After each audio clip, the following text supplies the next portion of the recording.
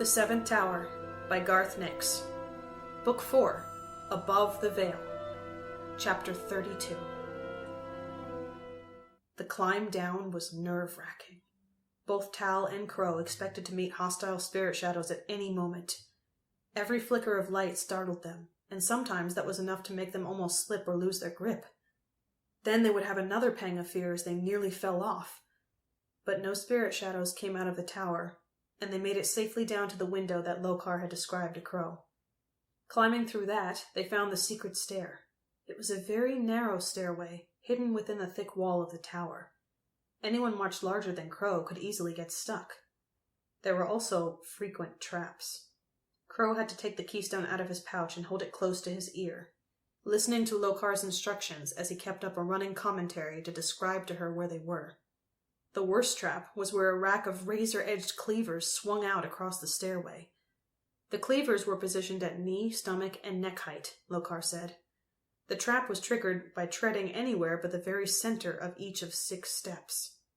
With each one, Tal expected to trip, to hear the snick of the mechanism, and then feel the sudden bite of the cleavers. Somehow, he made it through. Tal followed Crow closely, not trusting the free folk boy to tell him about the traps. He figured if he stayed close, he would be safe. Adris was still wrapped around his arm in sunstone, absorbing light. His shadow flesh was slowly darkening, but he had been very close to death. Tal didn't want to think what would happen to him if his spirit shadow died. The veil looked strange when they came to it. It cut through the walls of the tower as if they weren't there. It looked like the stair descended into a pool of the inkiest, darkest water. Crow hesitated at the veil and listened to Lokar, the keystone held to his ear. Then he plunged straight down, his hand tracing the wall. Tal paused, too, and concentrated on his sunstone, releasing a burst of incredibly bright and powerful light. Adris absorbed it, and only a dull glow spread out from Tal's hand. "Are you ready for the veil?" Tal asked. "Yes," whispered Adris. "Go quickly." Tal took a deep breath, reached out to touch the wall himself, and stepped down. 1 step, 2 steps, 3 steps, and the veil closed over his face. Tal was in total darkness. He kept on stepping down, grazing his fingers as he pushed hard against the wall, reassuring himself that it was there. 10 steps, 11 steps, 12 steps. Panic started to rise in Tal.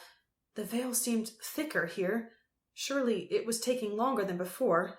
This should be easier than climbing through it. He took the stairs more quickly, almost falling in his eagerness to get through. He lost count of the steps and began to take them 2 at a time. He had to get out of the veil. Suddenly, he was out. Crow looked up at him from farther down the narrow winding stair, the red keystone glowing in his hand. Tal swallowed and slowly stood upright. He'd hunched down to an almost animal posture in his desperation to get lower, to get through the veil. "Are you all right?"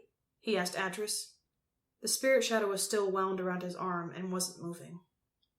"Yes," came the weak reply. "Sick. Light is good." "Let's go," called Crow.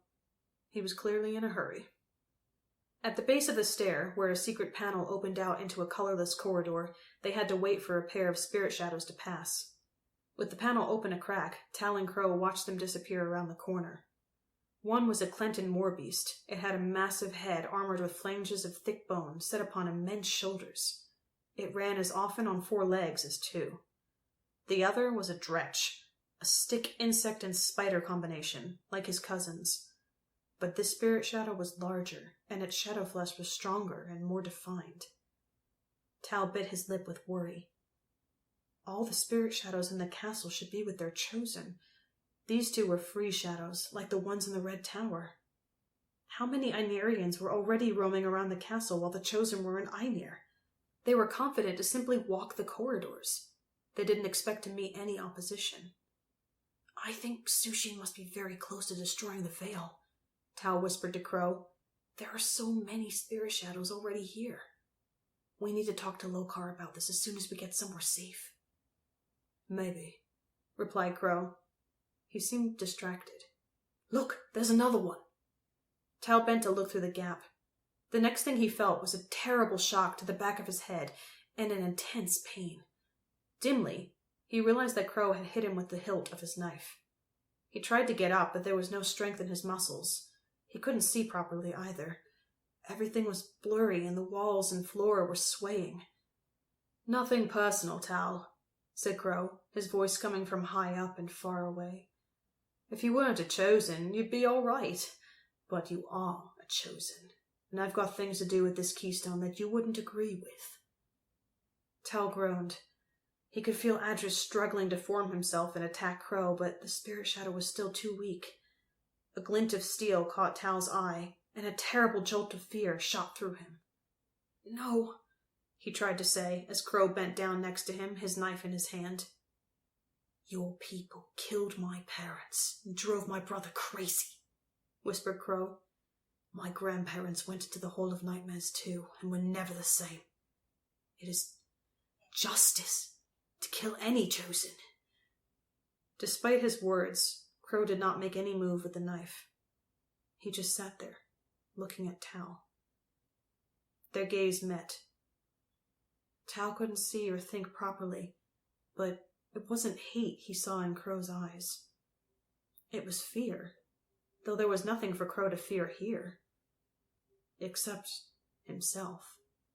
The Free Folk boy looked away from Tal, toward the knife in his hand. The steel glittered, red in the light from the keystone. "Sorry," Crow said abruptly. "Don't come after me." He stood up, looked through the gap again, then slipped out into the corridor. Tal groaned and felt his head. There was no blood, but it hurt a lot. Pushing against the floor with his hands, he managed to stagger upright. Adris tried to help him, but there was no strength in his body. Chosen and Spirit Shadow leaned together and fell against the wall. "What do we do now?" Adris asked plaintively. "We get the keystone back," said Tal grimly. Using the wall as a prop, he edged to the panel and looked out. Crow was just disappearing around a corner opposite the one the Spirit Shadows had taken. "Come on," he said, pushing himself off with an effort. He was still dizzy, but he could walk. Crow was not going to get away with the keystone that easily.